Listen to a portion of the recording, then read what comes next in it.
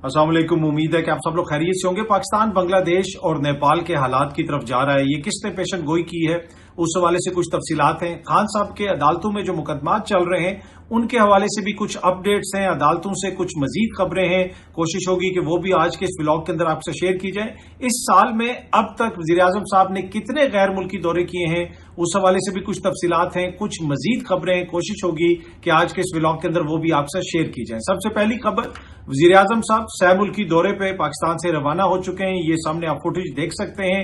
ये वो फुटेज है जिस वक्त वजीर आजम साहब दाखिल हो रहे थे सऊदी अरब की हदूद में, तो वहां पे सऊदी अरब के लड़ाका त्यारों ने उनका इस्तकबाल किया। ख्वाजा आसिफ साहब जो हमारे वजीर दिफा हैं उन्होंने भी ये तस्वीर शेयर की हुई हैं और उसके साथ साथ उन्होंने बताया है, दीगर लोग भी बता रहे हैं कि कैसा भरपूर इस्तकबाल किया गया शहबाज शरीफ साहब का सऊदी फजाइया की जानिब से। बल्कि आप सुने, शहबाज शरीफ साहब ने सऊदी फजाइया से फजा में ही कुछ बात भी की।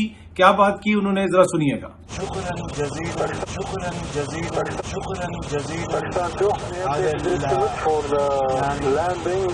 जी आपने सुना, वो उनका शुक्रिया अदा कर रहे हैं। अब ये जो तैयारे हैं ये बड़े जदीद और लड़ाका तैयारे हैं। अब वज़ीर आज़म साहब भी इनसे बात करके मुझे तो डर था कि ये ना हो कि कहीं इनको इसराइल की तरफ ले जाएं और उधर जाके उनको दिखाएं कि ये देखें जी ये गजा है, ये पूरा तबाह हो चुका है, ये फलानी जगह है, यहाँ पे इतने फलस्तीनी शहीद हुए हैं, यहाँ पे इतने फलस्तीनियों को शहीद किया गया है, इस मुल्क के अंदर इतने मिसाइल मारे हैं इसराइल ने, यहाँ पे मुसलमानों का कत्लेआम किया है। तो मुझे खदशा था कि ये ना हो कि वजीर आजम साहब जो है सऊदी फजाइया के लड़ाका तैयारों को लेके वहां ना चले जाएं, क्योंकि बड़े जदीद लड़ाका तैयारे हैं ये। पर एनीवे मेरे ख्याल में ये शायद इस्तकबाल वाले लड़ाका तैयारे हैं, इनके जरिए इस्तकबाल किया जाता है जो बाहर से लोग आते हैं उनका। लेकिन बड़ा जबरदस्त जेस्चर था सऊदी फजाइया की जानिब से, पाकिस्तान के वजीर आजम का भरपूर इस्तकबाल किया गया। और हमने जब ये वीडियो देखी तो हमने सोचा कि क्यों ना आपके साथ भी शेयर की जाए। अच्छा, अब इस साल में अब तक वजीर आजम साहब तकरीबन 18 गैर मुल्की दौरे कर चुके हैं, यानी जनवरी से लेके सितंबर तक, आज की तारीख तक 18 वो गैर मुल्की दौरे उनके वो कर चुके हैं। और 18वां और ये जो 16वां 17वां 18वां दौरा जो है वो उनका शुरू हो रहा है आज से। पहले वो सऊदी अरब जाएंगे, उसके बाद बरतानिया, फिर अमेरिका, फिर वो वापस बरतानिया आएंगे और बरतानिया से वो पाकिस्तान आएंगे। अच्छा, फरवरी के महीने में वो मुत्तहिदा अरब अमारात के, उसके बाद फिर वो आजरबाईजान भी फरवरी के महीने में गए, फिर जमहूरिया उज़्बेकिस्तान भी वो फरवरी के महीने में गए, उसके बाद बेलारूस वो अप्रैल के महीने में गए, फिर वो तुर्की अप्रैल के महीने में गए, फिर मई के महीने में वो तुर्की, ईरान, आजरबाईजान और उन्होंने ताजिकिस्तान का दौरा किया। फिर जून के महीने में उन्होंने सऊदी अरब का दौरा किया, फिर जून के महीने में ही उन्होंने मुत्तहिदा अरब अमारात का दौरा किया। इसी तरह जुलाई के महीने में उन्होंने आजरबाईजान का दौरा किया। उसके साथ साथ आगे अगस्त में उन्होंने चीन का दौरा किया, शंघाई तावन तंजीम का जो इजलास था उसमें उन्होंने शिरकत की। फिर सितंबर के महीने में वो कतर गए, फिर वो दोबारा सितंबर के महीने में कतर गए। अब वो सितंबर के महीने में सऊदी अरब जा रहे हैं, अमेरिका जा रहे हैं और बरतानिया जा रहे हैं। तो साल के शुरू से लेके अब तक तकरीबन 40 के करीब दिन जो है वजीर आजम साहब ने मुल्क से बाहर गुजारे हैं, 38 से 40 के करीब दिन, यानी एक महीना। अभी ये साल पूरा नहीं हुआ, हम सितंबर के महीने में हैं, 9वें महीने में हैं, वो महीना भी अभी पूरा नहीं हुआ, लेकिन आपका वजीर आजम तकरीबन एक महीने से ज्यादा अरसा मुल्क से बाहर रहा है। इससे आप अंदाजा लगा सकते हैं कि कैसी जबरदस्त सफारतकारी हो रही है और इसका पाकिस्तान को कितना ज्यादा फायदा हो रहा है। फायदा इतना ज्यादा हो रहा है कि गुज़िश्ता 3 साल के दौरान 29 लाख पाकिस्तानी मुल्क छोड़ के जा चुके हैं। ये सामने आप देख सकते हैं, एक्सप्रेस न्यूज इसको रिपोर्ट कर रहा है। इसमें पढ़े लिखे लोग हैं, ऐसे लोग हैं जो वेल क्वालिफाइड हैं, उसमें डॉक्टर्स भी हैं, इंजीनियर्स भी हैं, आर्किटेक्ट्स भी हैं, मुख्तलिफ किस्म के लोग हैं जो अब पाकिस्तान में समझते हैं कि हमारा गुजारा मुमकिन नहीं है और उन्होंने ये फैसला किया कि हमने पाकिस्तान को छोड़ के चला जाना है।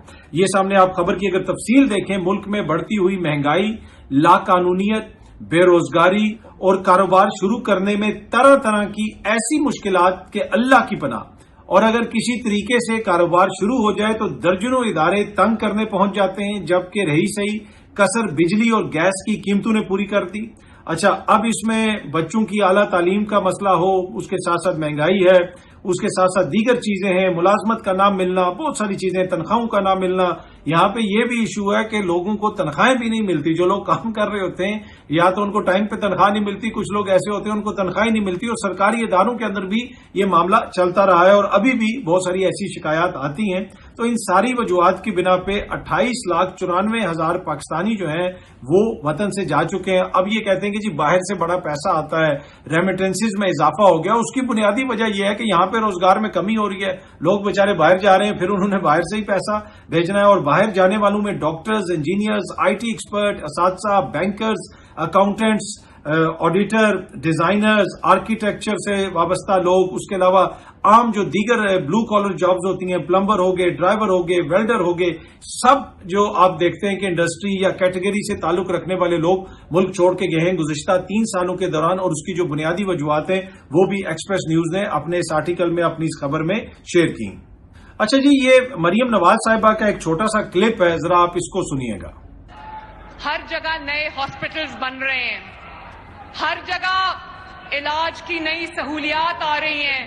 میں یہ چاہوں گی کہ گجرانوالہ میں بھی ایک state of the art heart hospital بنے, جو ضرور بنے گا.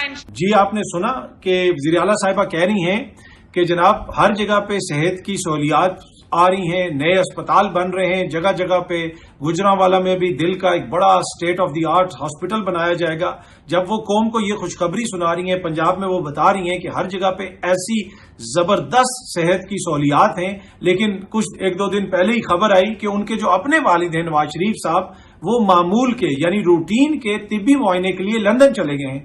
تو ان کا تو معمول کا طبی معائنہ بھی پنجاب کے کسی اسپتال میں نہیں ہو سکتا. تو پھر یہ ہر جگہ پہ کون سی وہ جگہ ہیں جہاں پہ یہ طبی سہولتیں آ رہی ہیں, جہاں پہ اسٹیٹ آف دی آرٹ دل کے اسپتال بن رہے ہیں, ان کے اپنے علاج ہوں, ان کی چھوٹی سرجری ہو یا کوئی اور مسئلہ ہو, وہ کبھی سوئٹزرلینڈ میں ہوتا ہے, کبھی لندن میں ہوتا ہے. تو وہ سہولیات اگر ادھر آ گئی ہیں تو پھر ان کا یعنی حکمران خاندان کا یا حکمران اشرافیہ کا علاج یہاں پہ کیوں نہیں ہو سک رہا؟ ابھی تو پوری دنیا سے پھر لوگ یہاں پہ آنے چاہیے, آ کے ان کو پنجاب میں علاج کروانا چاہیے. اچھا جی, سپریم کورٹ بار کے الیکشنز آ رہے ہیں. سینئر صحافی اسنات ملک صاحب, انہوں نے یہ بتایا کہ جو انرولمنٹ کمیٹی ہے جس کو لیڈ کرتے ہیں جسٹس جمال خان مندوخیل صاحب, اور اس میں پاکستان بار کونسل کے ممبر بھی ہیں, احسن بھون صاحب بھی ہیں, اور سید کلب حسن صاحب بھی ہیں. انہوں نے اس سال جنوری سے لے کے اب تک 453 نئے لائرز کو لائسنس دیے ہیں سپریم کورٹ کے اندر پریکٹس کرنے کے. اب یہ وہ سارے لوگ ہیں جو بار کے الیکشن میں ووٹ بھی ڈال سکیں گے. اور اسی کے حوالے سے اسنات ملک صاحب نے لکھا ہوا ہے کہ these 453 new votes will be crucial for upcoming supreme court bar election. اور ساتھ انہوں نے لسٹ بھی جاری کی ہے. تو جنوری کے مہینے سے لے کے اب تک تقریباً 450 نئے لائرز کو انڈکٹ کیا گیا ہے, یعنی ان کو لائسنس دیا گیا ہے سپریم کورٹ میں پریکٹس کرنے کا. اور وہ لوگ جو ہیں اب وہ ووٹ بھی ڈالیں گے. اور انہوں نے بتایا کہ اس کمیٹی کو جو لائسنس دیتی ہے اس کو لیڈ کر رہے ہیں, اس کو ایک طرح سے اس کی سربراہی کر رہے ہیں جسٹس جمال خان مندوخیل صاحب, اور اس کے ساتھ ساتھ اس میں احسن بھون صاحب پاکستان بار کونسل کے وہ شامل ہیں, اور سید کلب حسن صاحب شامل ہیں. تو آپ دیکھتے ہیں جناب کہ یہ جو نئے 453 ووٹ آئے ہیں یہ کس کو پڑتے ہیں, کس طرف جاتے ہیں, یہ تو جب انتخاب ہوگا تبھی پتہ چلے گا. ایک اور بڑی امپورٹنٹ ڈیولپمنٹ ہے, سابق ایڈوکیٹ جنرل اسلام آباد ہائی کورٹ کے ہیں جو جہانگیر جدون صاحب, اور یہ نواز شریف صاحب کے وکیل بھی ہیں. انہوں نے بھی ایک درخواست دے دی ہے. انہوں نے درخواست دی ہے اسلام آباد ہائی کورٹ میں کہ جناب آپ مجھے وہ آڈیو اور ویڈیو فوٹیج دیں جو وہاں پہ اس دن سماعت ہوئی, جس کے نتیجے میں جسٹس جہانگیری صاحب کو کام سے روکا گیا ہے. وہاں سے تو میڈیا یہ رپورٹ کر رہا تھا کہ بار کے جو نمائندے ہیں ان کو بتایا گیا کہ آپ کا موقف سنا جائے گا. ابھی تو جو اپلیکیشن ہے اس کے اوپر اعتراضات کے حوالے سے معاملہ سنا جا رہا ہے, لیکن بعد میں ایک آرڈر پاس کر دیا گیا. وہاں پہ کیا بات ہوئی, آرڈر کیا پاس کیا گیا, اس میں تو بڑا ایک طرح سے جسے آپ کہہ سکتے ہیں کھلا تضاد ہے. تو لہٰذا وہاں پہ کیا بات چیت ہوئی, وہاں پہ اندر کیا کچھ ڈسکس ہوا, کیا آرگیو کیا گیا, اس ساری چیز کو جاننے کے لیے انہوں نے آڈیو اور ویڈیو فوٹیج مانگ لی ہے اسلام آباد ہائی کورٹ سے, اور اس پہ انہوں نے ایک درخواست بھی دے دی ہے. اور وہ یہ کہتے ہیں کہ بظاہر ایسا لگتا ہے کہ جو موجود چیف جسٹس صاحب ہیں انہوں نے مس کنڈکٹ کیا ہے, اور ان کے خلاف وہ سپریم جوڈیشل کونسل میں ایک ریفرنس دائر کرنے کا بھی ارادہ رکھتے ہیں. اب یہ وہ لوگ ہیں جو آپ خود دیکھ سکتے ہیں کہ وہ کوئی پرو پی ٹی آئی نہیں ہے, وہ ایک انڈیپینڈنٹ لائر ہیں, ماضی میں نواز شریف صاحب کے لائر بھی رہے, اور نون لیگ کے دور میں وہ ایڈوکیٹ جنرل اسلام آباد بھی رہ چکے ہیں. لیکن اب وہ بھی یہ کہہ رہے ہیں کہ جس طریقے سے معاملات کو چلایا جا رہا ہے یہ ٹھیک نہیں ہے. اس میں لگتا ہے ایسے ہے کہ آئین اور قانون کو پسے پش ڈالا جا رہا ہے. اور ماضی میں یہ ہوتا تھا کہ بہت ساری چیزیں ہر دور میں ہوتی تھیں, چیزیں جب فلو کے ساتھ چل رہی ہوتی تھیں تو اسی فلو میں 2-3 چیزیں آپ اپنی ایڈجسٹ کر دیتے تھے. یعنی حکومت کے دوست اور حکومت جو کچھ کرنا چاہتی تھی یا جس طرح بھی نظام چلتا ہے. لیکن اب یہ ہو رہا ہے کہ فلو ہے نہیں ہے اور آپ مسلسل اپنی چیزیں بیچ میں ڈالی جا رہے ہیں, پیچ ورک کیے جا رہے ہیں, اور اب وہ اتنا زیادہ ہو گیا ہے کہ ہر کوئی اس کے اوپر اعتراض کر رہا ہے کہ وہ لوگ جو پہلے بہت سارے معاملات پہ حکومت کا دفاع کرتے تھے اب وہ بھی یہ کہہ رہے ہیں کہ بھائی یہ کیا ہو رہا ہے, ایسا ہونا تو مناسب نہیں ہے. اچھا, ویسے جسٹس جہانگیری صاحب کو جو کام سے روکا گیا ہے اس کے اوپر مفتی منیب صاحب کا بیان بھی سامنے آ گیا ہے. یہ سامنے آپ دیکھ سکتے ہیں, سینئر کورٹ رپورٹر ہیں حسنات ملک صاحب, انہوں نے یہ بیان ان کا شیئر کیا ہوا ہے جس میں مفتی صاحب نے ماضی میں جو عدلیہ کے فیصلوں میں کانٹرڈکشن آپ کو نظر آتی ہے اس کی جانب بھی اشارہ کیا, اور آگے چل کے انہوں نے یہ بھی کہا مفتی منیب صاحب نے کہ اب جناب جسٹس طارق محمود جہانگیری کی قانون کی ڈگری کے جعلی ہونے کا مسئلہ آیا ہے. آئین پسندی اور اس کے ساتھ ساتھ نیز دینی اور مذہبی اور اخلاقی اہمیت کا تقاضا تو یہ تھا کہ وہ اپنے آپ کو رضاکارانہ طور پر محاسبے کے لیے پیش کر دیتے اور خود چیف جسٹس کو لکھتے کہ تحقیقاتی کمیٹی قائم کر کے میرے کیس کا فیصلہ صادر کیجیے. اب یہ ہے کہ بہت ساری اور بھی چیزیں ملک میں ہو رہی ہیں, ان پہ جو الیکشن پہ اتنا بڑا الزام لگتا ہے کہ الیکشن کے اندر دھاندلی ہوئی ہے, لوگوں کے گھروں پہ چھاپے مارے جاتے ہیں, لوگوں کو نوکریوں سے نکالا جاتا ہے, لوگوں کو مبینہ طور پہ اغوا کیا جاتا ہے, بہت ساری ایسی چیزیں ہیں اور جن کے اوپر الزامات لگتے ہیں حکومتی شخصیات پہ. کیا ان کے حوالے سے کبھی انہوں نے کوئی ایسا بیان جاری کیا؟ مجھے نہیں یاد, شاید کیا ہو, میری نظر سے نہیں گزرا. اگر کیا ہوگا تو یقیناً آپ لوگ کامنٹس وغیرہ میں ضرور شیئر کیجیے گا. لیکن اب جسٹس جہانگیری صاحب کے معاملے پہ وہ یہ کہہ رہے ہیں کہ جی جسٹس صاحب کو خود ہی علیحدہ ہو جانا چاہیے. بھائی الزامات تو ڈوگر صاحب کے اوپر بھی ہیں کہ 26ویں آئینی ترمیم صرف اس لیے کی گئی کہ اسلام آباد ہائی کورٹ کے جو جج ہیں ان میں سے کوئی چیف جسٹس نہ بن جائے اور 15ویں نمبر سے اٹھا کے ڈوگر صاحب کو یہاں پہ لایا جائے. الزامات تو یہ بھی ہیں, تو وہ تو یہ بھی کہہ سکتے ہیں کہ جناب یہ بھی اہمیت کا ایک تقاضا ہے کہ ڈوگر صاحب انکار کر دیتے کہ بھائی وہ تو معزز جج صاحبان وہاں پہ بیٹھے ہوئے, میں تو نہیں آؤں گا. لیکن انہوں نے جو بیان جاری کیا ہے مفتی منیب صاحب نے وہ آپ کے سامنے ہے. اور ماضی میں مفتی منیب صاحب آپ کو پتا ہے کہ پی ٹی آئی کے دور میں ان کو ان کے عہدے سے علیحدہ کیا گیا تھا.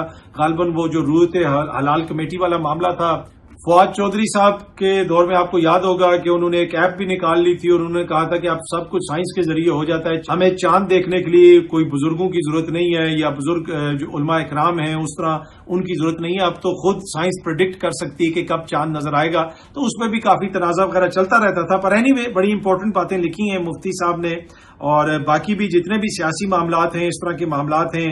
اب چیئرمین پی ٹی اے کو بھی علیحدہ کیا گیا ہے, اس کے اوپر کیا چیئرمین پی ٹی اے کو یہ نوکری لینی چاہیے تھی, کیا اس کے اوپر مفتی صاحب کا کوئی بیان آیا, بہت سارے اور ایسے معاملات ہیں. لیکن یقیناً انہوں نے عدلیہ کے جو فیصلے ہیں اور جو کچھ وہ لوگ ماضی میں کرتے رہے اور اس میں بڑی سیاسی قسم کی باتیں کی ہیں اپنے بیان کے اندر مفتی صاحب نے, جس میں انہوں نے لکھا کہ جناب بیرسٹر اعتزاز احسن کے مطابق متکبر ججوں اور متشدد وکلا کا دور شروع ہوا. تو یعنی وہ جو سیاسی لیڈران ہیں ان کے بیانات بھی وہ کوٹ کر رہے ہیں, وہ ساری چیزیں کر رہے ہیں. تو پھر اب جب وہ سیاسی بات کریں گے تو سیاسی معاملے کے اندر ان کی رائے سامنے آئے گی تو لوگ یقیناً اس کی حمایت میں بھی بولیں گے, اس کی مخالفت میں بھی بولیں گے اور اس کے اوپر تنقید بھی ہوگی. پر اچھی بات ہے جی, ایک امپورٹنٹ ایشو ہے اور مفتی منیب الرحمان صاحب نے اس پہ اپنی رائے کا اظہار کیا ہے. رضی دادا صاحب کے حق میں جناب نون لیگ والے کھل کے سامنے آ گئے ہیں. ویسے تو میں نے اپنے 2-3 ولاگز میں پہلے ہی کہا ہے کہ رضی دادا صاحب نے جو بات کی وہ انتہائی نامناسب ہے, بلکہ وہ تو میرے خلاف بھی ٹویٹس وغیرہ کرتے رہتے ہیں. آپ جا کے ان کے ٹویٹر اکاؤنٹ پہ میرا نام ڈالیں اور سرچ کریں تو آپ کو بہت ساری چیزیں مل جائیں گی. وہ شفقت کرتے رہتے ہیں, لیکن we should be able to offend each other. ہمیں یہ اتنا موقع ہونا چاہیے کہ ہم ایک دوسرے کو اوفینڈ کر سکیں, ایک دوسرے کی بات جو ہے وہ برداشت کر سکیں. تو میں تو پہلے دن سے کہہ رہا ہوں کہ جو انہوں نے بات کی وہ نامناسب بات ہے, اس پہ انہوں نے معذرت کی, بس اب بہت ہو گیا. پہلے ان کو نوکری سے نکالا گیا, اب ان کا یوٹیوب چینل بند کرنے کی بات ہو رہی ہے. میں اس چیز کے حق میں نہیں ہوں, میں بار بار یہ چیز کہہ رہا ہوں. اب ویسے نون لیگ کھل کے ان کے حق میں آ گئی ہے. یہ نون لیگ کے آفیشیل ٹویٹر اکاؤنٹ سے آپ سامنے دیکھ سکتے ہیں, ان کے حق میں ٹویٹ کیا گیا ہے. پھر مریم نواز شریف صاحبہ نے بھی ان کے حوالے سے کہا ہے کہ جی رضی دادا نے اگر غیر مناسب جملہ کہا بھی تھا تو کھلے دل سے معافی مانگ کر اعلیٰ ظرفی اور اخلاق کا انہوں نے ثبوت دیا. آگے انہوں نے یہ بھی لکھا کہ رضی دادا کے معافی مانگنے کے بعد بھی ان کو نشانہ بنانا ناانصافی اور تعصب کے زمرے میں آتا ہے. اس پہ مریم اورنگزیب صاحبہ نے بھی ایک ٹویٹ کیا ہے جس میں بنیادی طور پہ انہوں نے یہ چیز لکھی ہے کہ جب انہوں نے معافی مانگ لی ہے تو اس کے باوجود ان کو اس طرح نشانہ بنانا مناسب نہیں ہے اور اس سے تعصب اور صوبائیت اور لسانیت کی بو آتی ہے، اس کو اس کا رنگ دینا انتہائی افسوسناک ہے اور ایسا نہیں ہونا چاہیے. اور اس میں جس طرح پہلے بھی میں نے کہا کہ وہ کہہ رہی ہیں کہ متعصبانہ رویے کی جھلک آتی ہے. اچھا جی، یہ سامنے آپ دیکھ سکتے ہیں عمران خان کے بیانات اور ملاقاتیں روکنے کے لیے پنجاب حکومت نے کیا یہ قدم اٹھایا. یہ وہ کوشچن ہے جو اب پوچھا جا رہا ہے، کیونکہ عمران خان صاحب کا جو جیل ٹرائل ہو رہا ہے اس کو منسوخ کرنے کا نوٹیفیکیشن جاری کر دیا گیا ہے. مختلف مقدمات چل رہے ہیں ان کے، آپ کو پتا ہے وہ جیل میں چل رہے ہیں.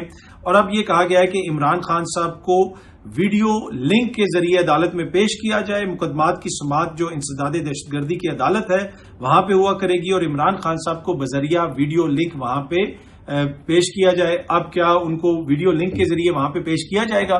یہ تو نئی مصیبت کھڑی ہو جائے گی. ایک طرف کچھ لوگ یہ کہہ رہے ہیں کہ ایسا اس لیے کیا جا رہا ہے پنجاب حکومت کی جانب سے کہ وہ چاہتے ہیں کہ عمران خان صاحب کے بیانات باہر نہ آئے، لیکن دوسری جانب اگر عمران خان صاحب کی کوئی فوٹیج باہر آ گئی، اگر عمران خان کی کوئی تصویر باہر آ گئی تو ادھر تو رولا پڑ جانا ہے، ادھر تو بہت چیزیں اوپر نیچے ہو جانی ہیں.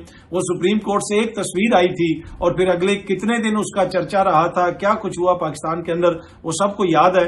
تو کیا اب یہ حکومت افورڈ کر سکتی ہے کہ عمران خان صاحب کی کوئی تصویر باہر آ جائے؟ پر اینی وے یہ جو جیل ٹرائل ہو رہے تھے ان کے نوٹیفیکیشن جو ہیں وہ معطل کر دیے گئے ہیں. آج اڈیالہ جیل کے قریب جو ہے علیمہ خان صاحبہ نے عمران خان صاحب سے ملاقات کی. ان کا جیل ٹرائل چل رہا تھا اور اس کے بعد انہوں نے کچھ باتیں کہی ہیں. انہوں نے عمران خان صاحب کا باقاعدہ پیغام پہنچایا یہ کہ حکومت یہ سمجھتی ہے کہ ہم ٹوٹ جائیں گے، لیکن وہ ان کو غلط فہمی ہے. یزیدیت کے آگے انہوں نے کہا کہ جی ہم سر نہیں جھکائیں گے، جو مرضی کر لیں، میں غلامی قبول نہیں کروں گا. انہوں نے یہ بھی کہا کہ میں نے پیشن گوئی کی تھی کہ الیکشن سے پہلے یہ میں نے کہا تھا کہ P T I clean sweep کرے گی اور ہم نے کلین سویپ کیا. اب میں دوبارہ یہ پیشن گوئی کر رہا ہوں کہ پاکستان بنگلہ دیش، سری لنکا اور نیپال کے حالات کی طرف جا رہا ہے.